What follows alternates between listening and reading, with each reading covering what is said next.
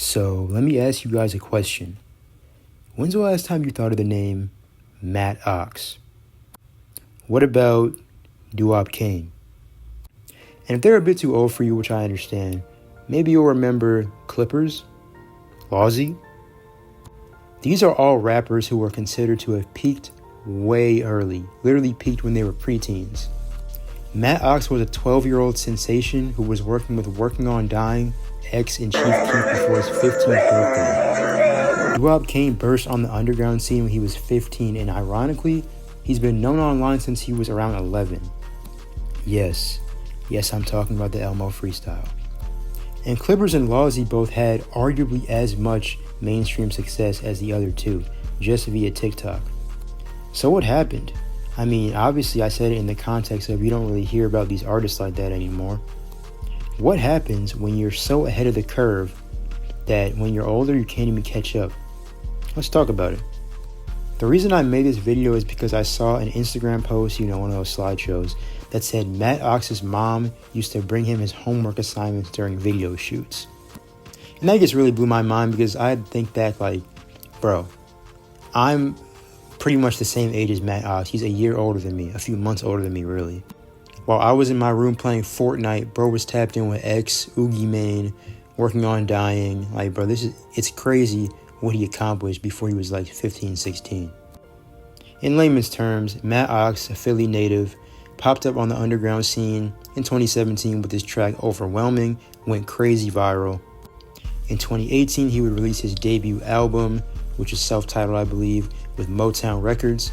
Very infamous for a Chief Keef feature on the song Jetlag, really good song, by the way. Also in 2018, his most popular feature/song, Dollar Sign with the late XXXTentacion off of the Question Mark album.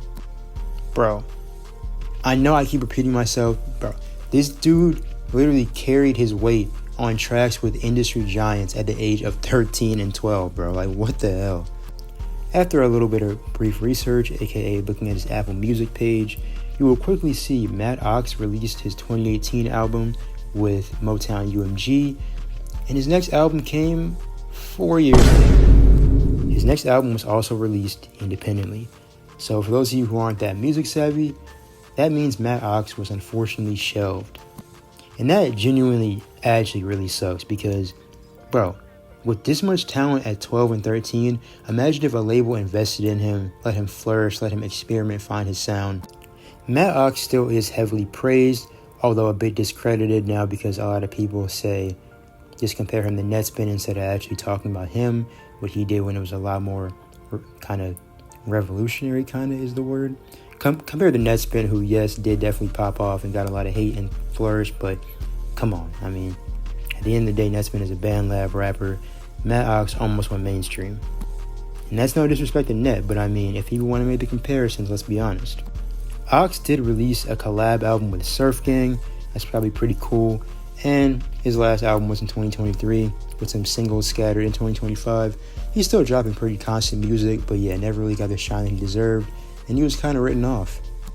Overall, just an example of how the industry will really only use you when you're convenient and then spit you out.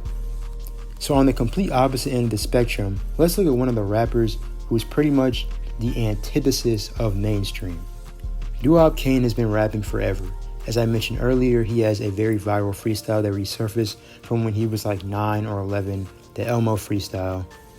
That's just literally such an internet throwback. I genuinely love that video so much. If you were on the internet at that time, that should be very nostalgic to you.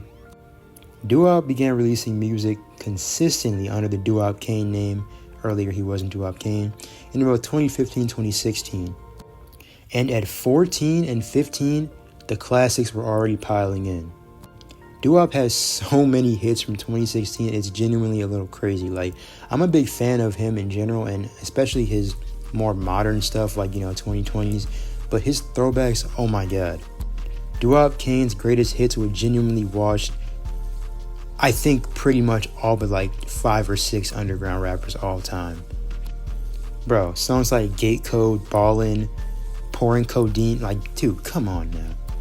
Fast forward to 2017, we have Doo-Wop's pretty much magnum opus, Prod Pierre Bourne, Santa. Literally everyone knows this song, and if you didn't know it, I believe it had a revitalization in like 2021 TikTok. Weirdly, the song is doubly nostalgic now because Doo-Wop was trending a lot in like 2019, 2020, 2021 TikTok. And also he's nostalgic from his 2016, 2017, 2018 days. Weird cycle. A lot of classics released in 2017 as well that you can find on SoundCloud. And 2018. In 2018, we get Underdog, arguably the best underground album of all time. If not of all time, 100% the best underground album of the 2010s. 16 years old, dropping a body of work like this, man, like, genuinely crazy, man, genuinely crazy. Post 2018, Doo-Wop's discography becomes a lot more divisive, and he honestly starts getting a lot of hate because it's kind of inconsistent. Think about it like this, Doo-Wop is an amazing artist, but he's low-key the underground Chief Keef. At one point, Chief Keef was extremely consistent, but then at another, he was like, bro, I'm not gonna lie, I got this label money, you guys are investing in me, I'm gonna do me now. And he just started doing whatever he wanted. And that's what Doo-Wop did with no label. Doo-Wop talks extensively about how many label deals he's gotten. Bro, literally when he was 16, put them papers in my face, I want to sign them. He's been talking about this forever, how he's very, very adamant about never signing a deal and keeping complete creative control. He also produces and engineers, and he's just overall really, really underappreciated and really tough. Like his new stuff is tough, guys. Like, yes, the old stuff is good. Yes, it was good when he was a teen. But like, bro, we can peep the new stuff too. Yes, he does have a lot of quote unquote meme songs and like songs that blow up on TikTok for being like funny for slideshows. But Doo-Wop genuinely has a lot of good songs and people kind of underappreciate him. Similar to Matt Ox, but luckily he still has a super consistent fan base. He gets really good streaming numbers. And yeah, I don't think he's losing too much sleep about not going mainstream. Next, we got two TikTok rappers who kind of capitalized on the peak of the 2021 Underground, man. Oh my God, 2021 Underground. Not gonna lie, bro, I can make a whole video about how glazed the 2021 Underground is. Anyway, Lawzy and Clippers, they have a similar story. They aren't as interesting. Lawzy was okay, let me not disrespect him. Lawzy's most known for his plug and B stuff, or Sex and B as I believe he calls it. But people don't know in 2022, Lawzy was heavy on the rage wave. I don't blame bro. Bro was kind of on what was hot at the time. Then he really hit with Hotel in 2022. Good Lord, that was an anthem on TikTok for a while. After that, you didn't really hear much from him at all. I mean, he was kind of a one-hit wonder, I guess, in a way. It was definitely a hit, and good for him. A lot of underground artists don't even have the honor of being called a one-hit wonder. But I'm pretty sure Lawzy pretty much strictly makes just straight R&B now, or Sex and B. Kind of found his niche. I'm sure he has some fans. I don't think he's losing too much sleep about his circumstance. I mean, he could have adapted to each trend, but then you're just kind of a shell. So he's an actual artist, so that's pretty dope, man. The song is not bad. Well, the hook. Not gonna lie, I haven't listened to the whole song.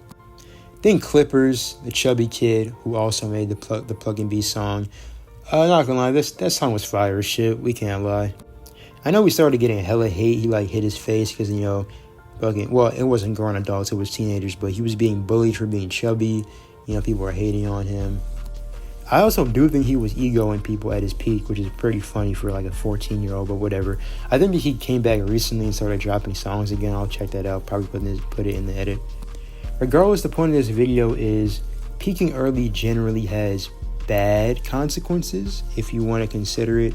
Like, if your main goal of an artist is to be the most mainstream, the most hype, be like a Yeet or like whatever. But actually just considering their craft and like enjoyment and making music and creative control, I think all four of these artists are in a pretty good spot. Mainly the first two command the most respect, but all four can drop when they want. They have creative control. They can tour. Most of them have decent fan bases, I'm pretty sure. The bad consequences are apparent in terms of monetary, because let's be real, if you get that label money, although you have to pay it back, you're living good. You're living good for at least a little bit. As an artist, that's only good until it's gone. I've been Token Black Kid. Sorry for being gone forever. Tune into the next video. Bye.